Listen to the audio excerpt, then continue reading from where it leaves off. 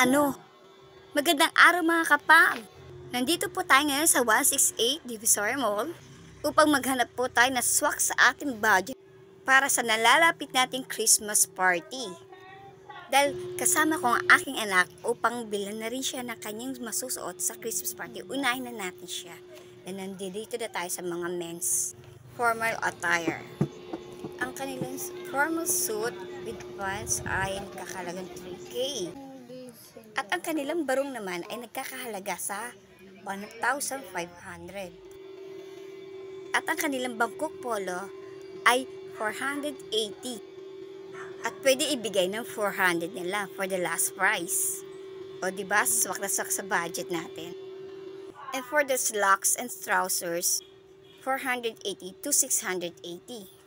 O diba, wala pang 1K, may terno ka na.